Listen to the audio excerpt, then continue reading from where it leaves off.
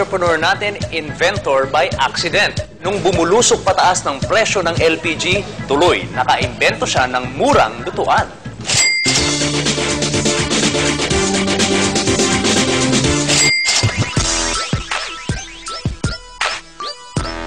Pahirapan ba ang pagluluto ng inyong deuling na lutuan?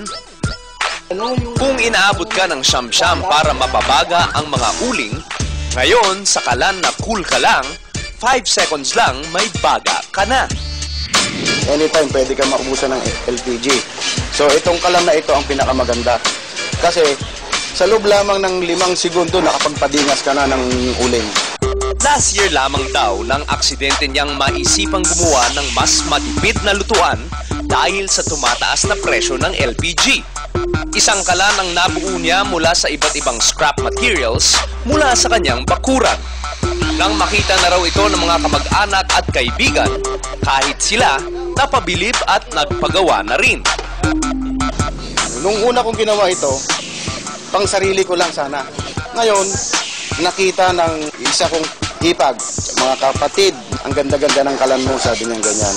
Sa kulkalan, pwede po nating gamitan siya ng durog na uling, lalo na yung buo. Saka, pinato yung bunot ng buko. Kapirasong papel na lang po ang kailangan nating na gamitin. Tapos, ito ikukumusin mo ng konti, papasok mo po sa loob ng kalan. Yan po ang nagamit niyan. Ipapatong niyo po itong perforated plate po ang tawag dito. Makapagprito na po tayo nito ng 2 tray na itlog.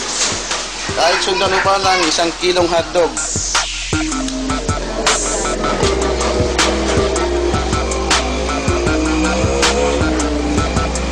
Pagkatapos yan, papasok mo na itong blower.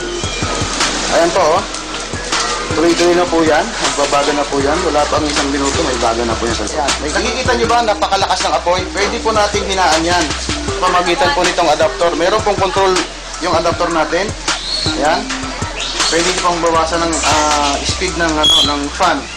Kaya naman through word of mouth, nakilala ang kanyang imbensyon sa kanilang lugar sa Taguig. Dito na naisip ni Bobot na inegosyo ang kanyang naimbento. Nasa mga bazaar at weekend market na ang kanyang cool kalan.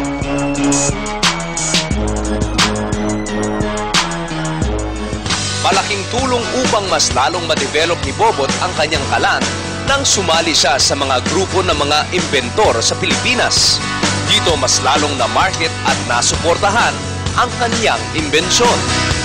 Malaking bagay po ang kasama ka sa Filipino Inventor Society. Nung araw, wala pang ang stand nito, puro as in kalan lang talaga siya. Tapos naturuan ako ng mga kasama kong inventors din, dagdagan mo ng ganyan, dagdagan mo ng ganito, lagay mo ng ganyan para mas maganda ang dating. Dito lang sa kanilang bakuran, minamass produce ang kalan na imbensyon ni Bobot. Katulong niya sa negosyong ito ang kanyang misis at mga anak. Pati daw mga kapitbahay, full support sa kanya. 1,500 hanggang 2,000 pesos ang benta niya sa bawat kalan. At kumpleto na rin daw ito, mula sa pagsindi hanggang sa brush na panglinis ng kalan. Kaya naman wala na daw problema ang bibili sa kanila ng kalan. Ito safety ito eh. Ito hindi siya kagaya ng mga sumasabog. Pahilig lang ng konti, makaano ng apoy, delikado sa sabog. Sa LPG, hindi naman natin sinisiraan ng LPG, no? Yung mga nag-ano ng LPG.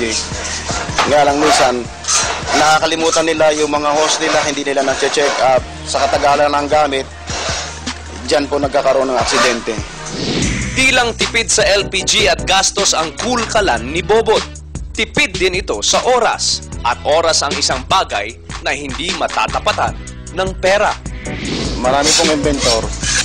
May ginagawa sila, yung pala invention na pala nila. Takot po silang yung para bang nahihiya ganito, may invention ako, hindi nila ganun ginagawa. Dapat ipakilala nga nila, maging proud sila. Cool kalan! Kabuhayan! Swak na swak!